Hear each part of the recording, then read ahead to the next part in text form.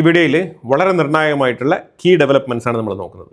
പ്രത്യേകിച്ച് ഇന്ത്യയുമായിട്ട് ബന്ധപ്പെട്ട് ഇന്ത്യ ഫ്രാൻസിലേക്ക് ഒരു കത്ത് അയച്ചിരിക്കുകയാണ്. എന്താണെന്ന് പറഞ്ഞാൽ 3.25 ലക്ഷം കോടിയുടെ റഫേൽ ഫൈറ്റർ ജെറ്റ് ഡീൽ, അതിൽ 94 ഫൈറ്റർ ജെറ്റ് ഇന്ത്യക്കുള്ളിൽ മെയ്ഡ് ഇൻ ഇന്ത്യ പദ്ധതിക്ക് കീഴിൽ ഇന്ത്യക്കുള്ളിൽ വെച്ചിട്ട് നിർമ്മിക്കണം എന്നുള്ളൊരു റിക്വസ്റ്റ് ലെറ്ററാണ് ഫ്രാൻസിന് അയച്ചിരിക്കുന്നത്. ഫ്രാൻസുമായിട്ട് ബന്ധപ്പെട്ട് റഫേൽ ഡീൽ വിഷയത്തിൽ നമുക്കൊരു സൗന്ദര്യപ്പിണക്കമുണ്ട് എന്നുള്ളത് എല്ലാവർക്കും അറിയാവുന്ന കാര്യമാണ്. അത് ജസ്റ്റ് ഒരു സൗന്ദര്യപ്പിണക്കമായിട്ട് മറ്റുള്ളവർ ചിത്രീകരിക്കുന്നെങ്കിലും അതിൻ്റെ കാതലായ വിഷയം എന്ന് പറഞ്ഞാൽ അതിൻ്റെ എഞ്ചിനുമായിട്ട് ബന്ധപ്പെട്ട വളരെ നിർണായകമായിട്ടൊരു വിവരം ഇന്ത്യക്ക് കൈമാറില്ല എന്ന് ഫ്രാൻസ് പറഞ്ഞതുകൊണ്ടാണ് ഈ ഡീല് ഇച്ചിരി ബുദ്ധിമുട്ടിലായി നിൽക്കുന്നത്. അപ്പം അതുമായിട്ട് ബന്ധപ്പെട്ട വിഷയത്തിൽ ഇന്ത്യയും ഫ്രാൻസും ചർച്ച നടത്തിയിട്ടുണ്ട്. അതിനെ തുടർന്ന് അമിക്കബിളി രണ്ട് രാജ്യങ്ങളും തമ്മിൽ ഒരു കൺക്ലൂഷനിൽ എത്തിയിട്ടുള്ളതായിട്ടും അതിനെ തുടർന്ന് ഇന്ത്യക്കുള്ളിൽ വെച്ചിട്ട് 94 ഫൈറ്റർ ജെറ്റുകൾ നിർമ്മിക്കാൻ വേണ്ടിയിട്ടുള്ള ഫ്രാൻസിൻ്റെ പെർമിഷനും ഉണ്ടായിരുന്നു. അപ്പോൾ അത് ഒഫീഷ്യലി രേഖപ്പെടുത്താൻ വേണ്ടിയിട്ടുള്ള റിക്വസ്റ്റ് ലെറ്ററാണ് ഇന്ത്യ ഫ്രാൻസിലേക്ക് അയച്ചിരിക്കുന്നത്. ഇനിയിപ്പോൾ ഇതിൻ്റെ മറുപടി ഫ്രാൻസിൽ നിന്നും വരുന്നതിനെ തുടർന്നായിരിക്കും ഈ ഡീലിൽ ഫർദറായിട്ടുള്ള മുന്നോട്ട് പോക്ക്. അപ്പോൾ ഈ റഫേൽ ഫൈറ്റർ ജെറ്റിൻ്റെ എഞ്ചിനുമായിട്ട് ബന്ധപ്പെട്ട പ്രശ്നം എന്താണെന്ന് പറഞ്ഞാൽ നമുക്ക് ഇൻഡിജീനിയസ് ആയിട്ട് നിർമ്മിക്കുന്ന വെപ്പൺസ് റഫേൽ ഫൈറ്റർ ജെറ്റിൽ ഘടിപ്പിക്കാൻ കഴിയണം. അല്ലാന്നുണ്ടെങ്കിൽ നമ്മൾ എല്ലായ്പ്പോഴും മെറ്റിയോർ പോലത്തെ എക്സ്പെൻസീവ് ആയിട്ടുള്ള മിസൈലുകൾ ഓരോ സമയത്തും നമ്മൾ ഫ്രാൻസിൻ്റെ അടുത്തു നിന്നും അല്ലെങ്കിൽ മറ്റുള്ള യൂറോപ്യൻ രാജ്യങ്ങളുടെ കയ്യിൽ നിന്നും ഇത് വിലയ്ക്ക് വാങ്ങേണ്ടി വരും. അപ്പോൾ അത് ഒഴിവാക്കാൻ വേണ്ടിയിട്ടാണ്. കാരണം നമ്മൾ ഇന്ത്യക്കുള്ളിൽ തന്നെ ഇൻഡിജീനിയസ് ആയിട്ട് പല മിസൈലുകളും പ്രൊഡ്യൂസ് ചെയ്യുന്നുണ്ട്. അപ്പോൾ അത് ഘടിപ്പിക്കാൻ കഴിയില്ല എന്നുണ്ടെങ്കിൽ പിന്നെ റഫേൽ ഫൈറ്റർ ജെറ്റ് വെച്ചിട്ട് നമ്മൾ എന്ത് ചെയ്യാനാണ്?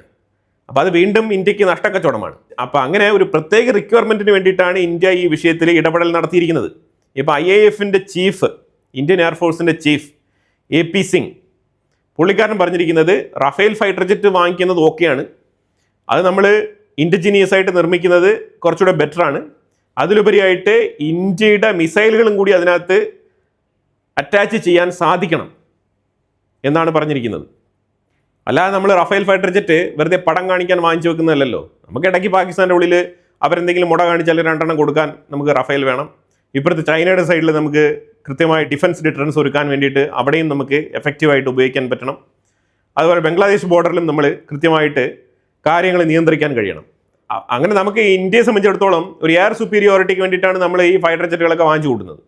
അപ്പോൾ ആ സാഹചര്യത്തിൽ നമ്മളുടെ മിസൈലുകൾ ഘടിപ്പിക്കാൻ കഴിയില്ല എന്നുള്ളത് ഒരു പോരായ്മയായിട്ട് മാറും.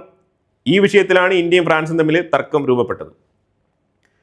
ബംഗ്ലാദേശിൻ്റെ ബോർഡർ ഈ വരുന്ന 5 വർഷം കൊണ്ട് ശക്തമായ രീതിയിൽ സ്ട്രെങ്തൻ ചെയ്ത് അടച്ച് പൂട്ടും എന്നാണ് പറഞ്ഞിരിക്കുന്നത്. ഇൻക്ലൂഡിങ് ആറ്റുവരമ്പുകൾ ഉൾപ്പെടെ എവിടെയൊക്കെ റിവർ ബെഡുകൾ അതേപോലെ റിവർ കടന്നു പോകുന്നുണ്ടോ റിവർ ഏരിയ ഉൾപ്പെടെ ഫെൻസിങ് ഇട്ട് മറയ്ക്കും എന്നാണ് പറയുന്നത്.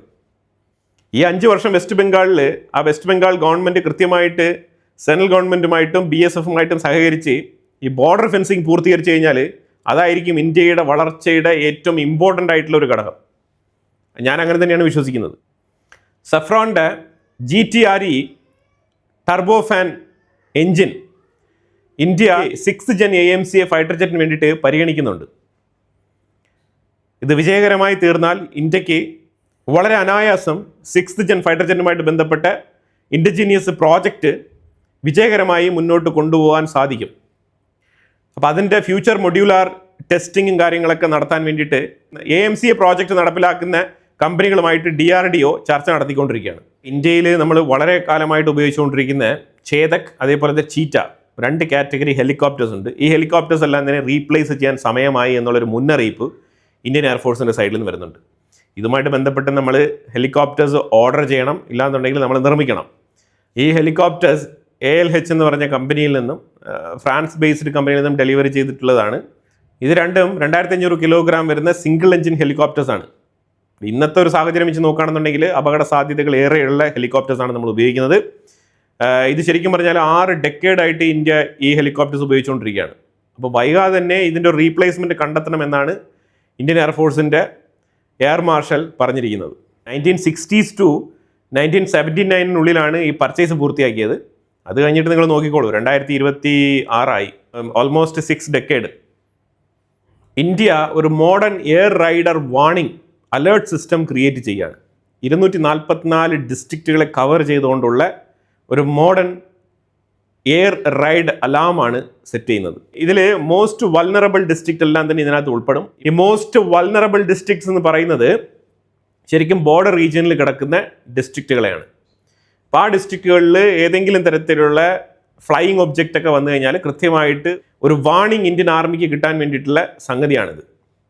ഇന്ത്യയുടെ ഡിഫൻസ് ഡിറ്ററൻസിൻ്റെ ഭാഗമായിട്ടാണ് ഇങ്ങനൊരു പ്രോജക്റ്റ് ഇന്ത്യ ലോഞ്ച് ചെയ്തിരിക്കുന്നത്. എയർ റൈഡ് വാർണിംഗ് എന്നാണ് ഇതിനെ വിളിക്കുന്നത്. മ്യാൻമറുടെ പ്രസിഡന്റ് മിൻ ഓങ് ലൈങ് ഇന്ത്യയിലുണ്ട്. ന്യൂഡൽഹിയിൽ ഇന്ത്യൻ പ്രൈം മിനിസ്റ്റർ മോദിയുമായിട്ട് ചർച്ച നടത്തിയിട്ടുണ്ട്. രണ്ട് രാജ്യങ്ങളും തമ്മിലുള്ള ബൈലേറ്ററൽ ടോക്കാണ് നടത്തിയത്. ശരിക്കും പ്രാഥമികമായിട്ടുള്ളൊരു ചർച്ചയാണ്. കാരണം എത്രയോ വർഷങ്ങൾക്ക് ശേഷമാണ് മ്യാൻമർ പ്രസിഡന്റ് ഇന്ത്യയിൽ കാലുകുത്തിയിരിക്കുന്നത്. ഇത് ഒരു പ്രൈമറി ടോക്കാണെന്നുണ്ടെങ്കിലും ഒരുപാട് വിഷയങ്ങൾ ഇവിടെ ചർച്ചയായിട്ടുണ്ട്. പ്രത്യേകിച്ചും ചൈനയുടെ കടന്നുകയറ്റം അതിശക്തമായ രീതിയിൽ മ്യാൻമറിൽ തുടരുന്ന പശ്ചാത്തലത്തിൽ മ്യാൻമറിൻ്റെ ജുങ്ത ഗാർഡ് എന്ന് പറഞ്ഞ ആർമിയുടെ കൺട്രോളാണ് ചൈനയുടെ കൈവശമുള്ളത്. അപ്പോൾ അതുകൊണ്ട് തന്നെ വളരെ കൃത്യമായിട്ട് കരുക്കൾ നീക്കുകയാണ് ഇന്ത്യ. പ്രത്യേകിച്ച് ഇന്ത്യയുടെ ഈ ഇടപെട്ട കാലത്തുള്ള മിസൈൽ ശൃംഖല സൗത്ത് ഈസ്റ്റ് ഏഷ്യയിൽ കിടക്കുന്ന രാജ്യങ്ങളുമായിട്ടൊക്കെ കൃത്യമായിട്ടുള്ള ഡിഫൻസ് ഡീലും പാക്കേജും ഇന്ത്യ ചർച്ചകളിലൂടെ എക്സ്റ്റെൻഡ് ചെയ്തുകൊണ്ടിരിക്കുകയാണ്. ഇത് ചൈനയെ വല്ലാത്ത രീതിയിൽ ചിന്തിപ്പിക്കുന്നുണ്ട്. പക്ഷേ എന്നാലും ഇന്ത്യയുടേതായിട്ടുള്ള നിലപാടിൽ വളരെ വ്യക്തമായിട്ട് ഉറച്ചു നിന്നുകൊണ്ട് തന്നെയാണ് നമ്മൾ ഓരോ രാജ്യങ്ങളുമായിട്ടും ഡീൽ ചെയ്യുന്നത്. ഇസ്രായേൽ എൻവോയ് റൂവൻ അസാർ പാകിസ്ഥാനെതിരെ ശക്തമായ രീതിയിൽ ആഞ്ഞടിച്ചിട്ടുണ്ട്. പറഞ്ഞിരിക്കുന്നത് ആൻറ്റി സെമിറ്റിസം എന്നുള്ള വിഷയത്തിൽ പാകിസ്ഥാൻ ഒരു കാലത്തും ട്രസ്റ്റ് വർത്തി അല്ല, ദേ ആർ അൺട്രസ്റ്റ് വർത്തി എന്നാണ് പറഞ്ഞു വെച്ചിരിക്കുന്നത്. പാകിസ്ഥാനെ അൺട്രസ്റ്റ് വർത്തി കാറ്റഗറിയിലാണ് ഇസ്രായേൽ പെടുത്തുന്നത്. പ്രത്യേകിച്ച് അബ്രഹാം അക്കോർഡുമായിട്ട് ബന്ധപ്പെട്ട വിഷയത്തിൽ പാകിസ്ഥാൻ്റെ നിലപാട്, പാകിസ്ഥാൻ്റെ പീസ് ടോക്ക് എന്നുള്ള നിലയിൽ പാകിസ്ഥാൻ കാണിക്കുന്ന ഇരട്ടത്താപ്പ്, ഇതെല്ലാം തന്നെ വളരെ കൃത്യമായിട്ട് ചൂണ്ടിക്കാണിച്ചുകൊണ്ടാണ് ഇസ്രായേലിൻ്റെ എൻവോയ് റൂവൻ അസാർ പാകിസ്ഥാനെതിരെ സ്റ്റേറ്റ്മെൻറ്റ് പറഞ്ഞിരിക്കുന്നത്. പാകിസ്ഥാൻ ശരിക്കും പറഞ്ഞാൽ അവരുടെ ഐഡിയോളജി മറന്നുകൊണ്ടുള്ള കളിയാണ് കളിക്കുന്നത്. അതായത് പാകിസ്ഥാൻ്റെ നിലപാട് എന്താണ്? പാകിസ്ഥാൻ ഒരിക്കലും മറ്റുള്ള ഒരു സെക്യുലർ രാജ്യത്തിനെ പോലെയോ അല്ലെങ്കിൽ മത ആധിപത്യത്തിൻ്റെ കീഴിലില്ലാതെ പ്രവർത്തിക്കുന്ന രാജ്യത്തിനെ പോലെയോ പാകിസ്ഥാന് പെരുമാറാൻ കഴിയില്ല. പാകിസ്ഥാൻ മതത്തിന് വേണ്ടി രൂപം കൊണ്ട രാജ്യമാണ്. ഒരുപാട് രാജ്യങ്ങളുണ്ട് ഈ ലോകത്ത് ഇസ്ലാമിക് റിപ്പബ്ലിക് എന്ന് പറഞ്ഞുകൊണ്ട്. പക്ഷേ അവർക്കാർക്കും ഇല്ലാത്ത ഒരു പോരായ്മ പാകിസ്ഥാനുണ്ട്. ബൈ ഡീഫോൾട്ട് മറ്റുള്ള രാജ്യങ്ങളൊക്കെ അവരവരുടെ റിലീജിയൻ ഫോളോ ചെയ്ത് മുന്നോട്ട് പോകാൻ നിർബന്ധിതരായ രാജ്യങ്ങളാണ്. പക്ഷേ പാകിസ്ഥാൻ അങ്ങനെയല്ല, മതത്തിന് വേണ്ടി മാത്രം പ്രത്യേകിച്ച് രൂപം കൊണ്ട ഒരു രാജ്യമാണ്. ഇൻഫാക്റ്റ് ബംഗ്ലാദേശിനെ വേണമെങ്കിൽ നമുക്ക് ആ കാറ്റഗറിയിൽ പെടുത്താം. അപ്പോൾ അതുകൊണ്ട് അവർക്ക് മറ്റുള്ളവർ ചിന്തിക്കുന്നത് പോലെ വളരെ ഓപ്പണായിട്ട് ഒരു ഫ്രീ ഫോറിൻ പോളിസി കൊണ്ടുപോകാൻ സാധ്യമല്ല, അസാധ്യമായിട്ടുള്ള കാര്യമാണ്. ഇസ്രായേലിനെ അനുകൂലിച്ചൊക്കെ അവിടെ സ്റ്റേറ്റ്മെൻറ്റ് പറഞ്ഞു കഴിഞ്ഞാൽ പാകിസ്ഥാൻ്റെ ഉള്ളിൽ അവന്മാരൊന്നും ജീവിച്ചിരിക്കില്ല. പിന്നെ ഇന്ത്യ ഒമാൻ പാക്ട്, പ്രത്യേകിച്ച് ബിയോണ്ട് സ്ട്രേറ്റ് ഓഫ് ഹോർമോസ് റിലേഷൻഷിപ്പും അഡ്വാൻറ്റേജുമാണ് ഇന്ത്യക്കും ഒമാനും നൽകുന്നത്. പ്രത്യേകിച്ച് UAE ബന്ധപ്പെട്ട വിഷയത്തിൽ ഒമാൻ വഴി ഓയിൽ പൈപ്പ് ലൈൻ സ്ഥാപിക്കാൻ ഇന്ത്യയുടെ റെക്കമെൻഡേഷനും കൂടി ഉണ്ടായിരുന്നുള്ളതാണ് മനസ്സിലാക്കേണ്ടത്. കാരണം ഇന്ത്യയിലേക്കുള്ള സപ്ലൈ ആണ് പ്രധാനമായിട്ട് UAE ലക്ഷ്യമിടുന്നത്. അല്ലാതെ ഒമാനിലേക്ക് പൈപ്പ് ലൈൻ എക്സ്റ്റെൻഡ് ചെയ്യുന്നതിൽ വേറെ എന്ത് നേട്ടമാണ്? ഇന്ത്യൻ മാർക്കറ്റാണ് ലക്ഷ്യമിടുന്നത്.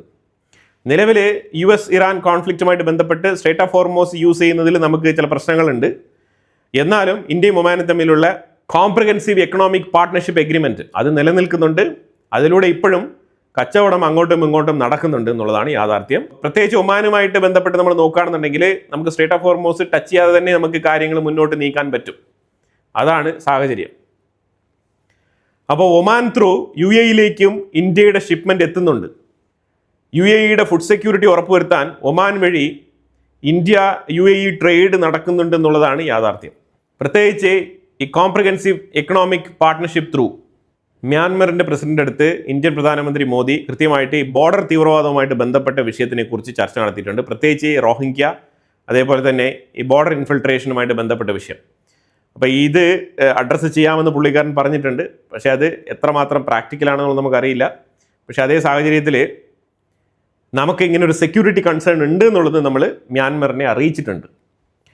ഓസ്ട്രേലിയയുടെ ഡെപ്യൂട്ടി പ്രൈം മിനിസ്റ്ററും ഡിഫൻസ് മിനിസ്റ്ററുമായിട്ടുള്ള റിച്ചാർഡ് മാർഷൽ കൃത്യമായിട്ട് സ്റ്റേറ്റ്മെൻറ്റ് പറഞ്ഞിട്ടുണ്ട്. ഇന്ത്യയും ഓസ്ട്രേലിയയും തമ്മിലുള്ള ഡിഫൻസ് പാക്റ്റ് എക്കാലത്തെയും ഉയർന്ന നിലയിൽ എത്തിയിരിക്കുകയാണ്. ചർച്ചകളിലൂടെ കാര്യങ്ങളെയൊക്കെ ഡീറ്റെയിൽ ആയിട്ട് സംസാരിച്ച് രണ്ട് രാജ്യങ്ങളും തമ്മിൽ അങ്ങോട്ടും ഇങ്ങോട്ടും ഡിഫൻസ് പാക്ട് സൈൻ ചെയ്തിട്ടുണ്ട്. എക്കാലത്തെയും മികച്ച ലെവലിലാണ് രണ്ട് രാജ്യങ്ങളുടെയും റിലേഷൻഷിപ്പ് എന്നാണ് വിശേഷിപ്പിച്ചിരിക്കുന്നത്. മ്യാൻമർ ഇന്ത്യക്ക് ഒരു ഉറപ്പ് കൊടുത്തിട്ടുണ്ട്. കാരണം നമ്മൾ തായ്ലാൻഡിലേക്ക് ഒരു റോഡ് മാർഗമുള്ള ഒരു ഗതാഗതം നമ്മൾ ഏർപ്പാടാക്കിയിട്ടുണ്ടായിരുന്നു. അത് കൃത്യമായിട്ട് മ്യാൻമറിൻ്റെ എഡ്ജിൽ തടസ്സപ്പെട്ടിരിക്കുകയാണ്. ആ ഏരിയയിലേക്കുള്ള വർക്ക് പൂർത്തീകരിക്കാൻ വേണ്ടിയിട്ടുള്ള സകല സഹകരണവും ചെയ്യുമെന്നാണ് മ്യാൻമർ വാഗ്ദാനം നൽകിയിരിക്കുന്നത്. എനിവേ ആ റോഡ് വർക്ക് പൂർത്തിയായി കഴിഞ്ഞാൽ നമുക്ക് തായ്ലാൻഡ് വരെ റോഡ് മാർഗം നമുക്ക് യാത്ര ചെയ്യാൻ പറ്റും. അതാണ് ഈ വിഷയവുമായിട്ട് ബന്ധപ്പെട്ട് മ്യാൻമറുമായിട്ട് നമ്മൾ ഇത്തവണത്തെ ബൈലേറ്ററൽ ചർച്ചയ്ക്ക് അപ്പുറത്തായിട്ട് നമ്മൾ മ്യാൻമറുടെ അടുത്ത് ആവശ്യപ്പെട്ട വിഷയങ്ങളിൽ ഒന്ന്. ഇപ്പോൾ ബോർഡർ തീവ്രവാദം അവസാനിപ്പിക്കണം, എന്നാൽ മാത്രമേ ഈ റോഡ് പണി സ്മൂത്തായിട്ട് നടക്കുകയും അതിലൂടെ സുഖമായിട്ട് തീവ്രവാദികളെ പേടിക്കാണ്ട് യാത്ര ചെയ്യാനും സാധിക്കുകയുള്ളൂ. അപ്പോൾ ഈ രണ്ട് വിഷയങ്ങളാണ് അവിടെ നമ്മൾ സൂചിപ്പിച്ചിരിക്കുന്നത്. നമുക്ക് നിർബന്ധമൊന്നുമില്ല, മ്യാൻമറിനും കൂടി പ്രോസ്പെരിറ്റി ഉണ്ടാകുന്നൊരു കാര്യമാണ്. അത് അവർ ചെയ്തു കഴിഞ്ഞാൽ രണ്ട് രാജ്യങ്ങളും തമ്മിലുള്ള ബന്ധം കൂടുതൽ ഊഷ്മളമാവും. ചൈന അതിനെ അനുവദിക്കുമോ എന്നുള്ളതാണ് നമ്മൾ മറ്റേ സൈഡിൽ നോക്കി കാണേണ്ടത്. സൗത്ത് കൊറിയയിൽ ഹനുവ എയറോസ്പേസ് ഫാക്ടറിയിൽ ഒരു പൊട്ടിത്തെറി. ആ പൊട്ടിത്തെറിയിൽ 5 പേരാണ് കൊല്ലപ്പെട്ടത്. 30 പേർക്ക് ഗുരുതരമായ പരിക്കുമുണ്ടെന്നാണ് വാർത്തകൾ വരുന്നത്. അപ്പോൾ എന്തായാലും വളരെ നിർണായകമായിട്ടുള്ള വിഷയങ്ങളാണ് നമ്മൾ വീഡിയോയിൽ പങ്കുവച്ചത്.